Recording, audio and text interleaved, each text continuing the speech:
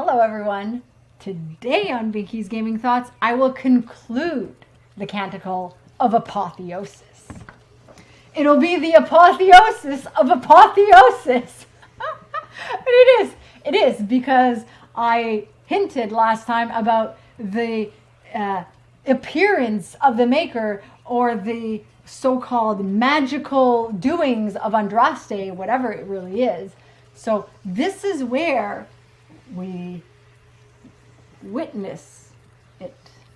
So Hessarian takes pity on Andraste, now that he's doubtful.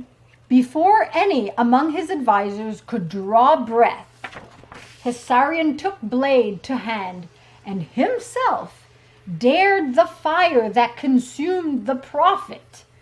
With one swift strike, he pierced her heart. But wait, there's more. Andraste dies. But seriously, the Archon felt bad enough to see her suffer that he went in the fire and ended her life so that she wouldn't suffer anymore. Still letting her body burn because maybe she is a mage, but he wanted to swiftly ease her suffering. And so I guess he has a conscience after all. He was born a Vint, but not all Vints are that bad. They follow what they believe in. So maybe it's just that. He was following what he believed. The sky grew dark, and the ground began to tremble as if in mortal dread. The crowd before the gates, both to Vinter and faithful, fell silent. Just like there was in the beginning, there was silence. The heavens wept, and yet no rain could extinguish the flame, which was now a funeral pyre. So the fire's burning, and it's raining and raining, and the fire's still burning. It's not stopping. The rain is not extinguishing the fire. Maybe because it's magical fire, but...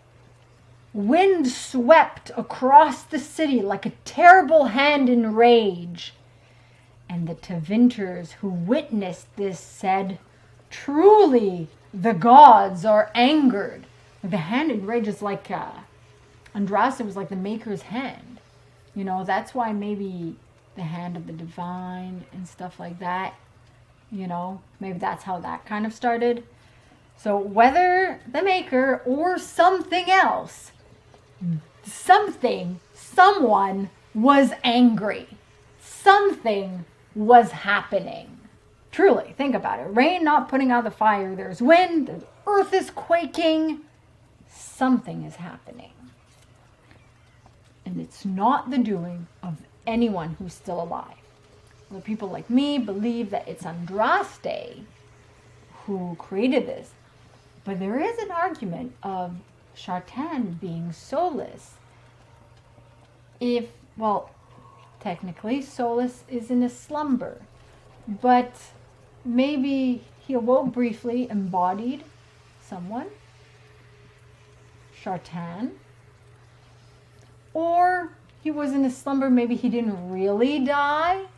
He was killed, but he didn't actually die because he's an Evanuris, and so he was in a slumber recovering from his almost death.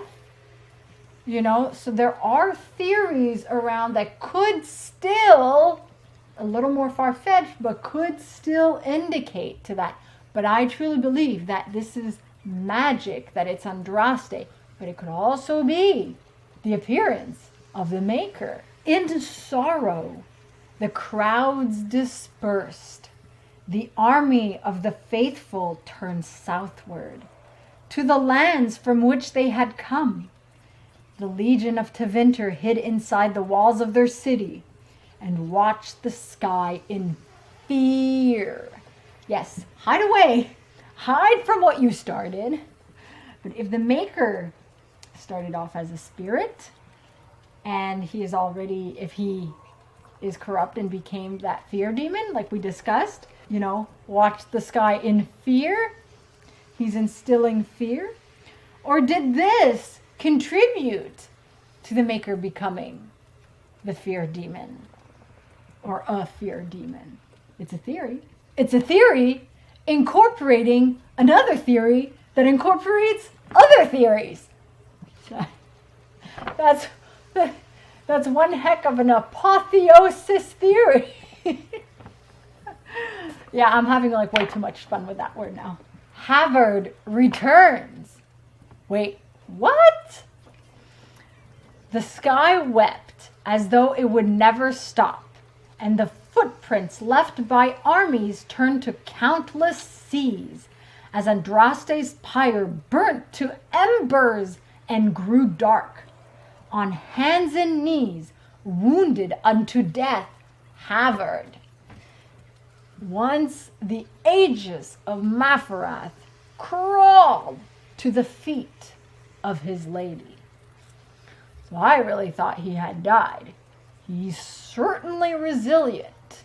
If he's a shield, he can take a stabbing or two before dying. The loyal shield, broken to pieces, that's symbolic. His heart is broken. But he's also dying. But the loyal shield, broken to pieces, found only ash, left to the wind and rain. And Havard wept and took the ashes, still hot from the fire, and pressed them to his heart. This is starting to feel like a Shakespearean play. Maybe Chartan wasn't her lover. What if Havard was her lover? Could Havard have been Andraste's lover? Crying, hugging the ashes, probably putting to his heart, one could argue, because he was stabbed, so to save his life. But he doesn't know it's going to save his life. He doesn't know it's going to heal him. So he's just pressing it to his heart because that's symbolic of loving. It could have been because he loved her like a sister, admired her, but it is very Shakespearean. And did she have Chartan as a lover? Did she have Havard as a lover? Did she have two lovers? Like the apotheosis of lovers. It's an interesting theory. Andraste appears to Havard like a Force ghost. His ears filled with the song of multitudes. The Canticle of Multitude? Imagine. Raised in chorus, and before his eyes the dark skies parted, and Andraste, dressed in cloth of starlight and armored in moonlight, stood before him, and he was afraid. More fear. But she's dressed like the sky. The queen who stole the sky. He could potentially just be afraid of her ghost. We humans do tend to fear what we do not understand. And he's not understanding what's happening right now. The lady knelt at his side, saying, "Arise, Aegis of the faith. You are not forgotten." Aw. "Neither man nor maker shall forget your bravery, so long as I remember." So as long as Andraste remembers, and as long as her memory lives on, so shall he be remembered. His memory will live on as well. Well, the memory of him. At this, his wounds healed. Well, of course, this is why Andraste's ashes became sacred, which we know. But his wounds healed, and he stood and gathered up the ashes and carried them, potentially accompanied by Justinia, to the lands of the Alamari, away from sorrow forever. So basically, the ashes heal him, which is why in Origins we go looking for the sacred ashes. And they became sacred because of this act, because of this happening. And Havard secured the ashes in a temple at Haven, where Andraste had prayed, only for these ashes to be found ages later. And that concludes the Canticle of Apotheosis. In future videos, there will be more canticles. There are a few more canticles to explore. There are also a few fun little things that I'm looking forward in doing. And there's also that mega project I hinted about that is, you know, progressing nicely. So there's a lot of fun, lore-packed videos that I'm going to be making, having fun with, exploring theories and stuff like that.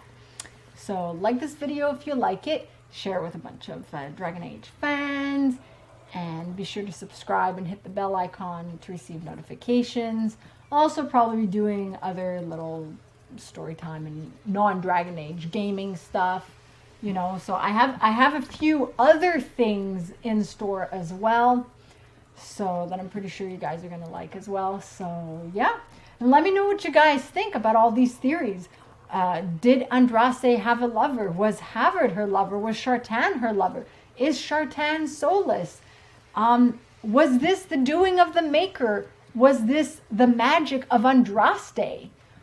What was this according to you? And I'll see you all in the next video. Masaranas. Be sure to check out some of my other stuff, and remember to buy video games at a discounted price and support me at no additional cost to you. Just follow my G2A affiliate link. To learn more how that can help you as well, you can watch my full explanation video on that. Thanks for tuning in.